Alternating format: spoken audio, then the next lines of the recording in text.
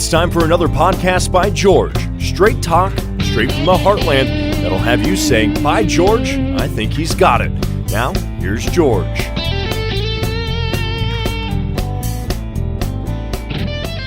Hello, hi, how are you? Welcome on in to another podcast by George. Well, today we're going to be talking with Dr. Suzanne Bartlett Hackenmiller. She's an MD. I was first fellowship trained and board certified medical doctor in integrative medicine. And I first encountered her at a talk on forest bathing. We'll mention that a little bit.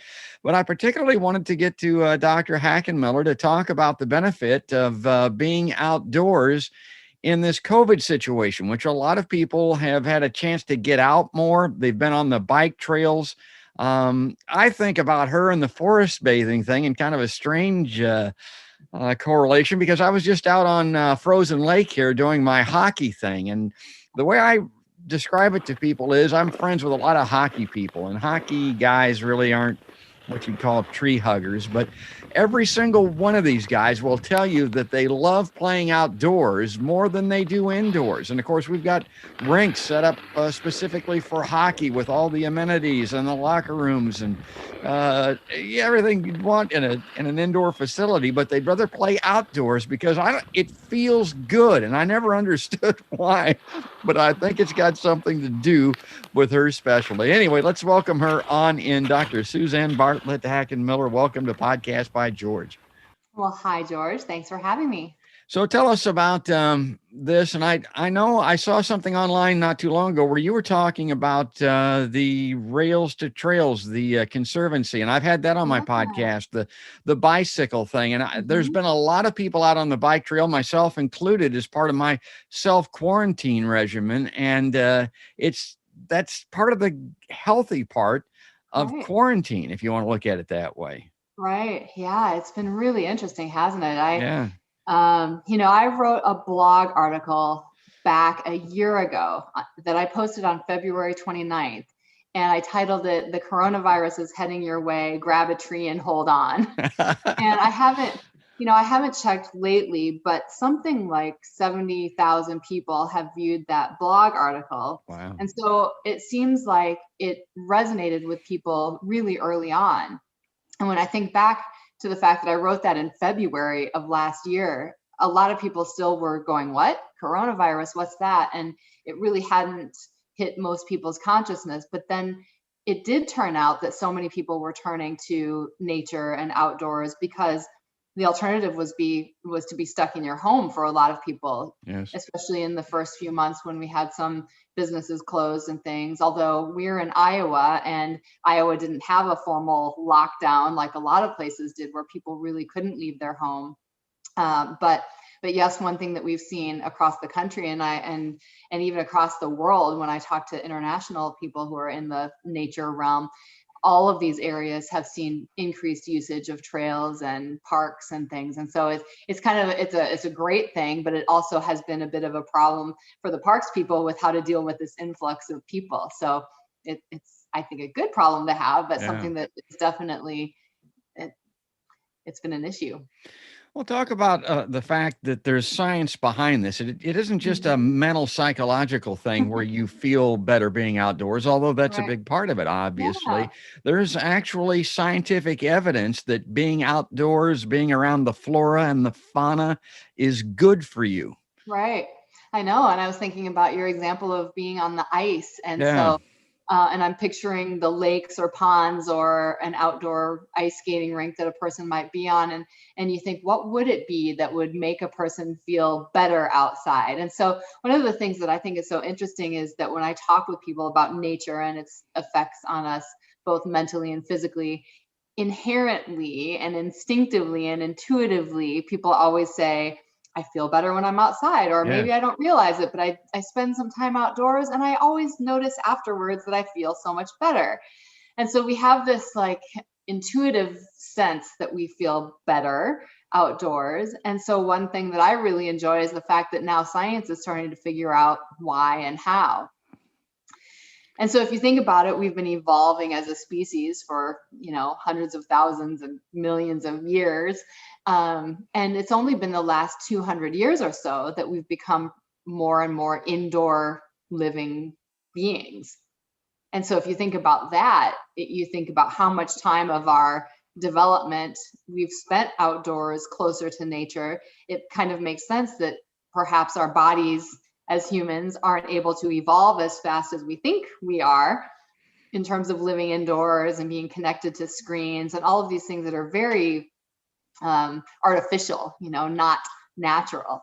And so, yeah, there's information that has found now, studies have shown that time spent in nature has benefits from mental health. There are numbers of studies that have found that being outside improves mental health, from reducing depression and anxiety to improving cognition and memory and all of these different things, improving sleep, all of these mental health attributes. I recall from one of your talks that the forest bathing angle of that, and that's kind of a crazy name, but is relatively recent. The science behind this, it was in the 80s, as I recall, maybe out of Japan or something like that. Can you speak to that? Yeah. Very good. Yes. So forest bathing is a term that literally translates from the Japanese Shinrin-yoku. And that is a concept that was coined in the 1980s by a couple of doctors in Japan who recognized that their patients were just suffering significant levels of depression and anxiety, and even suicide rate was very high in the city of Tokyo. And so these doctors wondered if just getting people out of the chaos and the stress and the lights and the sounds of the city out into a natural setting would be helpful for their mental health.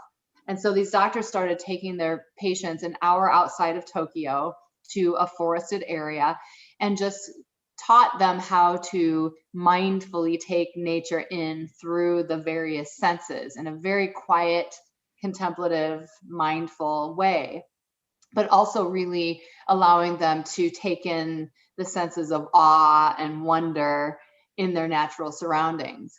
And because they were doctors, they wanted to take some data on this as well. And they found that when they gave these participants questionnaires about their mental health, both before and then after their experience in this forest bathing, they found that nearly all parameters of mental health were markedly improved and consistently throughout their years of doing this. And so now, since the early 80s, a ton of data has been amassed on these participants, and both in Japan and then in Korea and now in the United States and all over the world now, there are all kinds of studies looking at the effects of just quiet time in nature without really an agenda. So, well, think about, going back to the 80s and those doctors in Japan, but think of how significant that is today in self-quarantine of COVID, because the depression, the anxiety over the disease itself and its after effects, and fear of contracting it yourself or your friends and relatives coming down with it. I mean, you can sit around and bounce off the walls almost literally inside. Outside may be the best solution. You're absolutely right. And we have seen that, haven't we? We're starting to see more and more media mentions of the mental health effects of COVID, and how in some ways that's almost equally as concerning as the physical effect of contracting COVID. But we're seeing increased risk or incidence, I guess, of suicide, and certainly depression and anxiety from people just not being able to interact with family and friends like we're used to as social human beings. So yeah, it's I think you're right. Like no time before, maybe ever, have we needed the health effects of nature and the mental health effects. And some interesting work, I'll just kind of jump in on myself, but there's also this notion that, or this feeling, I think, that people think that they have to be able to go to some amazing space, to a national park, to experience the benefits of nature. And that's one thing that, especially during this time of COVID, we're finding is not the case at all, that even if you're stuck in your home, you can benefit from spending time on your porch, engaging with a tree or a potted plant. And to take that even a step further, we're finding that people who can just spend some time even gazing out a window or even interacting with a potted plant, if you can imagine that, you can essentially follow these practices of forest bathing with a potted plant. And I've done some experimenting and writing about that as well. I think of Carl Jung as an example in some of his writings. It only seems natural to me because the human being is an entity. We're supposed to be in nature. We were early on. And the fact that we're not now has to be harmful, you would think. And so if you see this, this mental imagery, if it's in your Right. in your psychic, so to speak, even a potted plant, like you say, it's rewarding, it's good, Right. it's natural, it's what you're supposed to be seeing and being around. And I also recall from the talk, don't evergreens have some particular benefit as a plant? They've determined? Do. Yeah. Yeah. So evergreen. So again, I'm thinking of your hockey Yeah. players, especially in northern climates where you might have more access to evergreen trees around you. Evergreens in particular, but all trees, all plants emit chemicals that are known as phytoncides. And this is also some of the same research by Dr. Lee, one of the doctors in Japan. But these phytoncides are properties of the essential oils that serve the plant to protect the plant against viruses and bacteria and inflammation and things.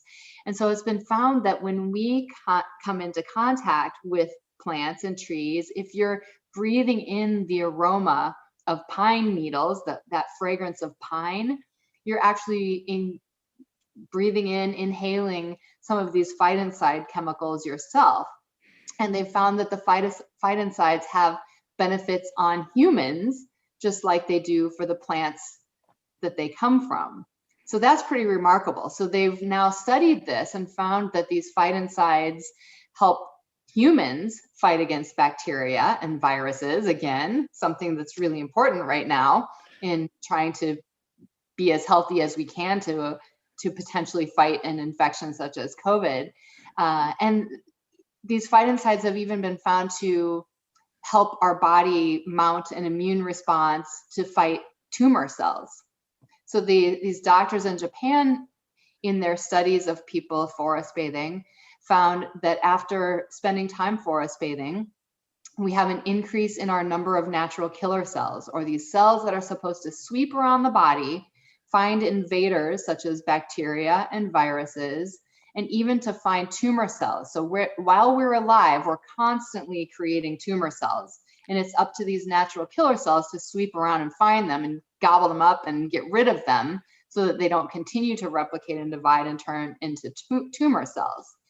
So to just imagine that spending time in nature, breathing in the scent of trees and plants and flowers, and particularly evergreen trees, that would increase your body's ability to make natural killer cells and also for them to be more active in the body. To me, that's really remarkable. Oh, God. Well, we're running out of time already. Particularly on a first show, it happens that way in particular, because I want to lay some groundwork and we can come back and revisit some of these things individually. Yeah. There's one thing that was unique that I wanted to get to you on, and it's because I have what I call the PBG Big Three.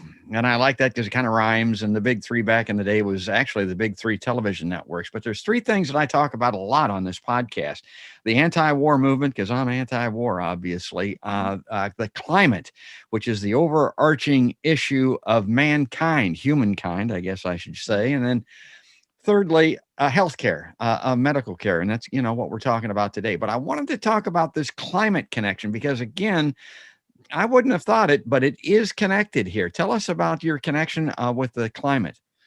Well, it's all connected. I think the more we start to recognize that we are beings that interact with other beings on this planet, whether plant or animal, bird or insect, that it's all inextricably linked. And it's impossible, honestly, to talk about human health without looking at the bigger picture of the health of the planet. And it is something that we don't give a lot of thought to, unfortunately. But as we continue to cause harm to our planet, it's increasingly causing harm to us, and vice versa, really. And so yeah, it is a topic that I think we're going to have to address more in terms of the medical world and healthcare. There's a group of physicians and increasing smaller little pockets of physicians who are really starting to recognize that that dealing with climate change and the health of our planet is paramount to dealing with our own health. And so, yeah, I think we know that climate change and the effects of what we're doing to our planet increases our risk of mutations of viruses and increases our risk of dealing with a pandemic. And so here we are in that type of situation. Yeah, I mean, we could talk about any different angle of this. I know you mentioned that you've seen that I did a little 3-minute talk called a lightning talk that's on YouTube. And all of these things are on my website, which is integrativeinitiative.com.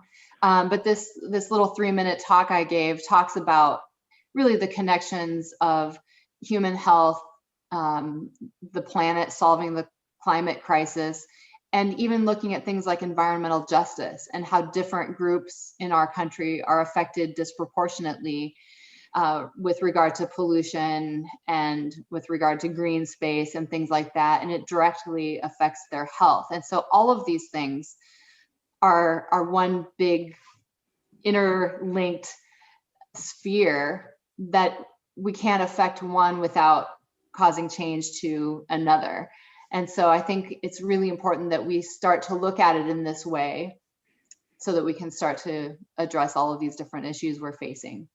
That's well said. And particularly in this time and space that we live in with the disconnection that we have that is so apparent everywhere. Folks, we're all connected. Everything is connected. And the mind-body connection, as Dr. Andrew Nish calls it, he appears on the podcast quite frequently. I mean, there's no doubt in my mind that this is absolutely of paramount importance. And if you get a chance to check her out, she's a public speaker that's all over the place. She's on the web. I'll put that URL, that link, website link up on the page as well. But today we're out of time. So I just hate the fact that I could go for an hour probably. I'm going to give you a last word, though. I always like to do that. Anything here in summation that you'd like to say, maybe kind of a wrap up for your work or for your talks that you give here as we leave this episode of the PBG.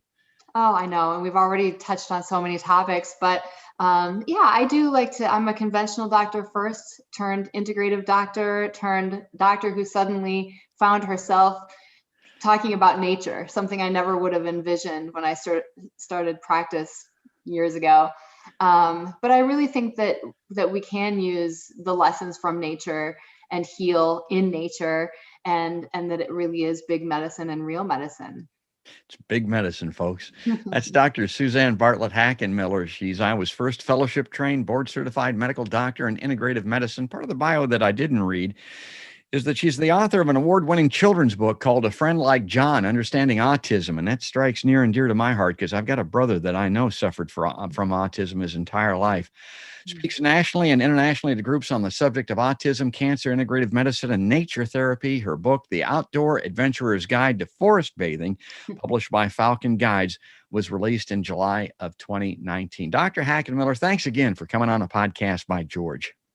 Thank you for having me. See you again soon. We'll have to finish our conversation. Yeah, sometime soon, because this is going to go on for a while, and this is of paramount importance. And folks, if you like Podcast by George, if you like this episode, please subscribe to us, particularly on YouTube. Ring the notification bell. You can like us on Facebook, follow us on Twitter, and you can also get us on iTunes. The audio versions of the podcast are available just about anywhere podcasts are heard. So that's going to do it. That's going to wrap it up. That's all there is. And there ain't no more. That's another podcast by George.